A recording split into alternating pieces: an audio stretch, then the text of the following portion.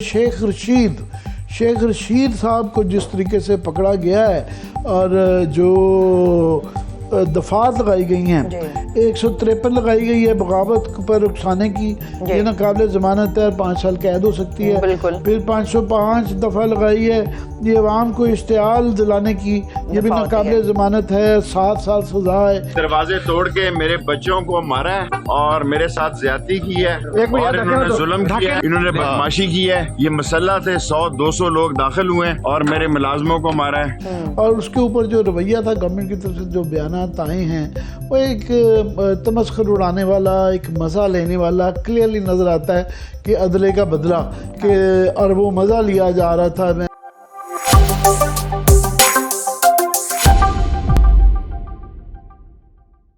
Hello दोस्तों, स्वागत है आपका आपके अपने YouTube चैनल पर। इस वीडियो को लाइक करें, शेयर करें और हमारे YouTube चैनल को ज़रूर सब्सक्राइब करें। हमारी वीडियो की लेटेस्ट नोटिफिकेशन पाने के लिए बेल आइकन को दबाना ना भूलें। धन्यवाद। हो क्या रहा है, मतलब समझ नहीं आ रहा कि ये जमहूरी दौर चल रहा है, डिक्टेटरशिप है, गिरफ्तारियां हैं, हथकड़ियां लगाई जा रही हैं, मुकदमात हैं, बगावत के मुकदमात दर्ज किए जा रहे हैं। ये हम किस तरफ जा रहे हैं अपनी सियासत को लेकर? ये आपने बहुत ही अहम बात की है कि ये वाक़यात पहले भी हमारे यहाँ होते रहे हैं, गिरफ्तारियाँ, कोड़े मारना, कैद करना, जुल्म, तशद्दुद, टॉर्चर, पर ये ज़्यादातर वाक़यात जो हुए हैं वो मार्शलाओं में हुए हैं।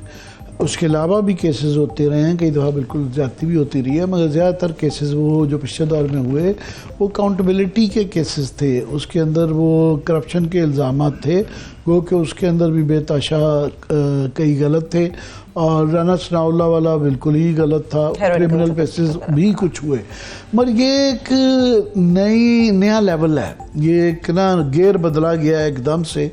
और इसकी सबसे बड़ी तकलीफदेह बात यह है कि ये केयर टेकर गवर्नमेंट में हो रहा है।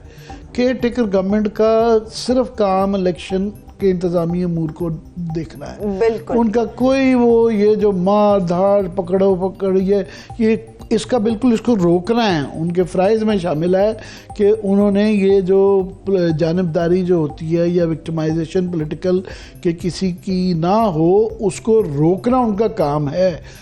तो ये एक बड़ा ख़तरनाक उसमें हो गया है कि चौधरी फवाद चौधरी तो छुट गए हैं वो, और वो भी आज अपनी दुखी स्टोरी सुना, मैं देख रहा था, सुनाते रोने लग पड़े।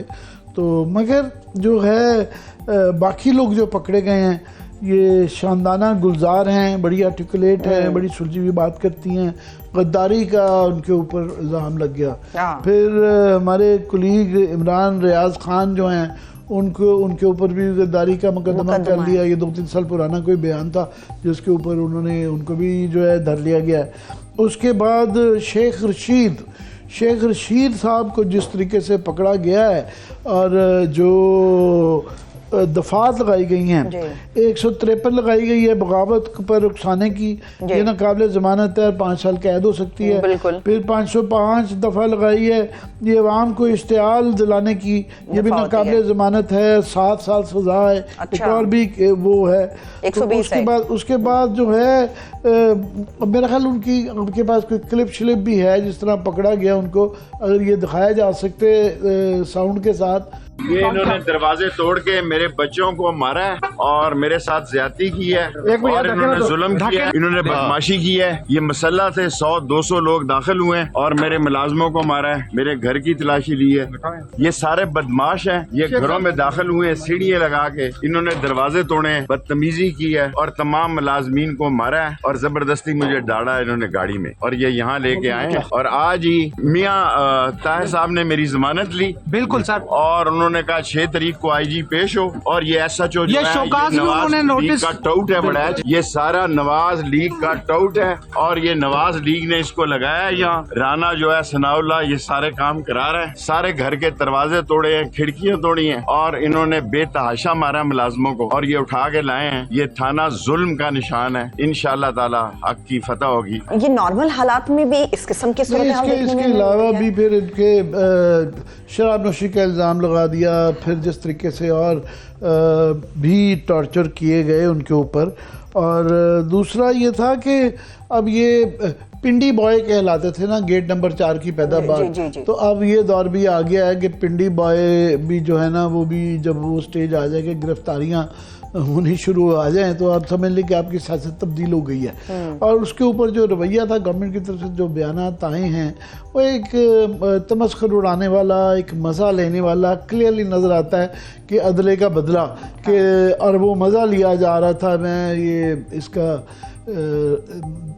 फवाद चौधरी का ये जो आप दीदा थोड़े से हो गए थे बच्चों के सुन के, तो वो कोई साहब से बात हो रही है, उनका जी देखा बड़ा मज़ा आया। वो लोगों को वो एक जज्बाती आसूदगी आ रही है, एक किस्म का इंतकाम लेकर सेडिज्म जो है ना, वो नज़र आ रहा है कि इंतकामी के मज़ा आ रहा है ना, अपनी दफ़ा पता चला है ना, तो वो एक फिजा चल रही है। और केयर टेकर में हो रही है। बात यह है कि केयर टेकर गवर्नमेंट के होना इसकी एक बहुत ज़्यादा चीज़ है। मगर इसका एक और बहुत ज़्यादा ख़तरनाक पहलू ये है कि पाकिस्तान का सबसे मुक़द्दम अदारा जो है पाकिस्तानी फ़ौज, उसका कोई नाम ना ले, कोई इस तरीके से उसकी किसी तरीके से भी हर्जा सराई नहीं कोई ना करे। मगर आज ये पहली दफ़ा मैं समझ रहा हूँ कि पीटीआई ने, इमरान खान ने सदर अलवी को, प्रेसिडेंट अलवी को, क्योंकि वो कमांडर इन चीफ़ हैं, बतौर कमांडर इन चीफ़ लिखा है। मज़ीद इस करारदाद में जो सदर की तवज्जो दिलाई गई है कि अगवा की कार्रवाइयों, जाली FIR, दौरान हिरासत, तशद्दुद और PTI के कारकुन रहनुमाओं को दी जाने वाली धमकियों की तरफ तवज्जो मबजूल कराई गई है। सही। अब सारी जो जितनी भी गिरफ्तारियां, जितने भी मुकदमात हैं, वो तहरीक इंसाफ से रिलेटेड या उनसे मुंसलिक जितने सहाफ़ी या पार्टी वर्कर्स हैं या पार्टी के रहनुमा हैं, उनके ऊपर हो रहे हैं। मगर आमिर साहब, सवाल ये है कि शेख साहब पे जो मुकदमा हुआ वो तो इस्लामाबाद के अंदर हुआ ना, उसका केयर टेकर से क्या लेना देना? घर से उठाया, मेरा ख्याल गलबन उनको पिंडी से गया है। जी। ये उनका घर जो है लाल वली में पहले ही उनका घर सील कर और दिया इस्लामाबाद गया था, पुलिस ने वो कर दिया गया था कि सब ये पुराना तरीकाकार गद्दार बनाना तो कोई मजाक ही बन गया ना। दरमियान में ये अब 70s में बहुत ज़्यादा होता था। फिर हम समझते थे कि वो दौर जा चुका, ये गद्दारी के केसेस में लोगों को अंदर करवा देना, वो मगर दोबारा शुरू हो गया है।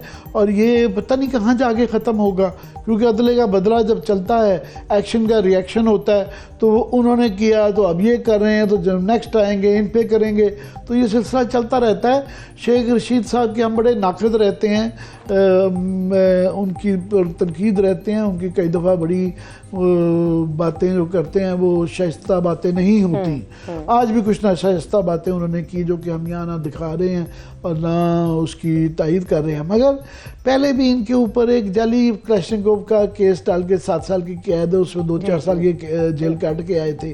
अब फिर ये इतना नज़र आ रहा है, एक बच्चे को भी नज़र आ रहा है कि जाली किस्म का मुकदमा बनाया जा रहा है। और ये बाकी भी इस तरीके से जो बनाए जा रहे हैं, मैसेज दिया जा रहा है, बेसिकली डराया जा रहा है PTI को कि PTI की ये जो उठान है इसको रोकना, के लोगों को ये डराना कि अगर जो PTI के साथ नज़र आया तो उसके साथ ये सलूक हो सकता है। और ये 90s में ये होता था कि गवर्नमेंट जब गिराई जाती थी 2-3 साल बाद, तो ये सारी आवाम को ये मैसेज चला जाता था कि इस दफ़ा ये जो गवर्नमेंट गिराई गई है दोबारा नहीं आएगी। इट वर्कड, उस वक्त ये फार्मूला काम आता था। पर ये बहुत बड़ा एक सवाल है इस वक्त कि क्या ये इस सूरत हाल में ये इस तरह डराने से PTI का वर्कर डर जाएगा? अभी तक के हालात से साबित होता है कि नहीं डरता, बल्कि उल्टा मज़ामत ज़्यादा नज़र आती है। इमरान खान को जितना इन्होंने दबाया, आज से 8-9 माह पहले जो है वो बिल्कुल जो है PTI नीचे जा रही थी और इमरान खान का ग्राफ भी नीचे जा रहा था। जितना उन पर गिरफ्तारियाँ हुई, गोलियाँ चलाई गई और जो ये चीज़ें हो रही हैं, इससे माजी में भी यही देखा है कि लोग मुज़ाहमत जो करते हैं जब भी उनके ऊपर जुल्म सितम किया जाए। इस वीडियो को अंत तक देखने के लिए आपका बहुत बहुत आभार। हमसे जुड़े रहने के लिए सब्सक्राइब के बटन को दबा दें और हमारी वीडियो की लेटेस्ट नोटिफिकेशन पाने के लिए बेल आइकन को दबाना ना भूलें। धन्यवाद।